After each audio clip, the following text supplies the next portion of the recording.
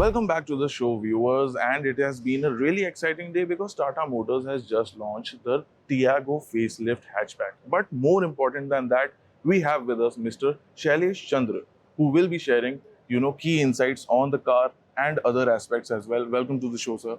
How Thank are you you for doing? having me on the First show. of all, congratulations on the successful launch of the new Thank you. Tiago. And sir, to right off the bat, I would like to ask you, with the new launch and in such an important segment, what are the key insights and trends that you are seeing in the hatchback segment right now? The biggest insight that we had is that um one one explanation of declining trend of hatches as a percentage of share of total industry volume was, I think, lack of updates. While all the SUVs or slightly expensive cars which are being launched are all getting very good updates in terms of new tech, design change, interior comfort and convenience. But you hardly see action in hatches.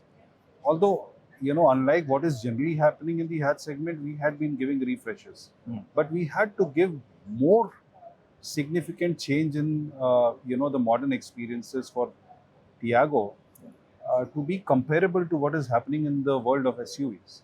And that had been the insight, and that is the insight which we took forward in rethinking, reinventing the new gen Tiago with a lot of modern elements when you see the exteriors, which is the styling of the car. Uh, when you take the in-cabin experience, lot of focus on comfort, convenience, and modern design. Elements like dashboard. When you see it, looks very sleek, modern. Choice of fabrics, um, rear AC vent, lot of new tech features like 360-degree camera, or for example, blind spot monitoring, wireless charger, and so on. But most importantly, the philosophy of Tata Motors has been that safety needs to be democratized. Generally, in this segment, safety, accessibility are seen like either or. We said it has to be and. We have further, it was already the most safe car in the segment, Hmm. but we have further, upgraded it. 6 airbags, electronic stability program added, used of strengthened hard, high strength steel, and so on. So it is also a very much safer car now as compared to already a safe car what it used to be. And of course, it comes now with and it had already the three variants, which is CNG, electric, and petrol. While all these features have been brought in, but it has come at not any major change in the price. Literally the same price, but in EVs actually the price has gone down. Uh, and the big change that we have given in EV is the lifetime warranty, faster charging capability. So it's packaged uh, very in a very modern way without shifting the price positioning. And in EVs, it has further democratized.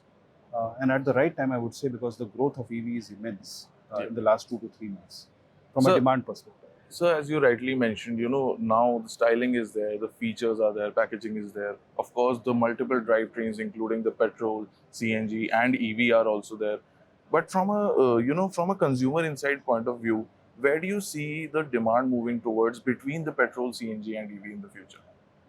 Clearly, right now, if I just see the demand pattern of the three powertrains in Tiago, it has been about 50% petrol, 25% of CNG and electric. I think the demand, the pie will increase for us. I really believe that it can double of what numbers we were selling earlier versus what we can sell now. It can easily double, but the mix will definitely shift more towards electric. Slightly, the 25% should hopefully move up to 35%, that kind of a number. So on that, same train of thought, where do you think the demand for the hatchback segment is right now? Where does it need to be, and where do you see it going? It's a very good question because, see, on one side you are seeing declining Yeah. share of hatches as a percentage of total industry volume, 46% down to 21. But one good thing is that in the last 2 years, as a percentage share of TIV, it is stabilizing at 21-22% level. And India is a growing market. 5 years back, it was a 2.7 million market. Today, it is 4.7. It might be 6.5 million 5 years down the line.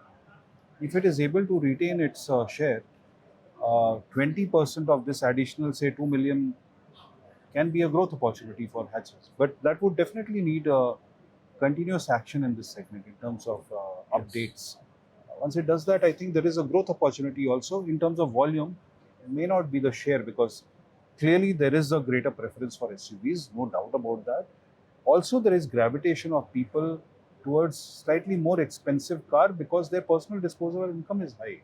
And it's a very important data point. In 10 years, the car inflation, despite lot of feature addition, has only been at 3%, 3.5%, whereas personal disposable income growth in this period would have been 9.5% per annum.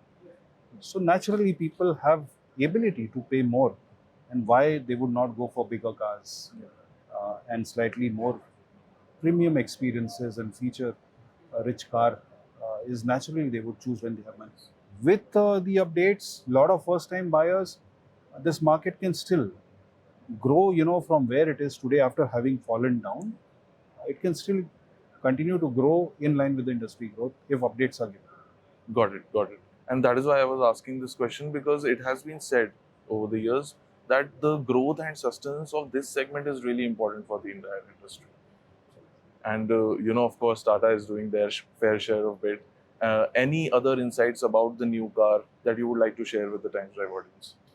I would particularly talk about the electric vehicle because I must say that we went through a lot of debate in terms of whether we should increase the range and keep the price same, or we keep the range same, reduce the price, what we do for lifetime warranty, because that seems to be working significantly better. Peace of mind is the biggest value that a customer sees. After all that debate, I think what finally as an outcome came out that you would have seen even the bus price Yes. same as an entry price of a petrol car, and a petrol car would give you consume 10 rupees per kilometer. It is at the same price as a manual transmission car and at 2.4 rupees per kilometer as battery EMI. It just shows the visualization for a customer that you can do an apple to apple comparison now with the eyes, and our ability to therefore price it lower than what it was despite packing it with more features, giving lifetime warranty. I think this is a breakthrough, especially in terms of democratization of electric vehicles in the country, is what I say.